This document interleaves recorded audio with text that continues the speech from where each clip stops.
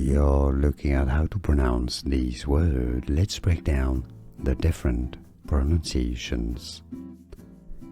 It is originally a word from Japanese, a name from Japanese. Now in Japanese it is said as Reiki, Reiki, Reiki.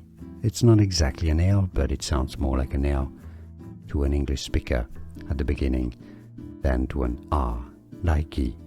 More like almost like a Spanish R, Reiki. Now in English it is often commonly and sort of accepted that it is to be pronounced Reiki, not Reiki, Reiki, Reiki. Now you know.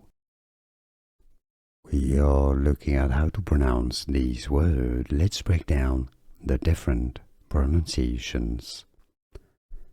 It is originally a word from Japanese, a name from Japanese. Now in Japanese it is said as Reiki, Reiki, Reiki. It's not exactly an L, but it sounds more like an L to an English speaker at the beginning than to an R, Reiki. More like almost like a Spanish R, Reiki. Now in English it is often commonly and sort of accepted that it is to be pronounced Reiki, not Reiki, Reiki, Reiki.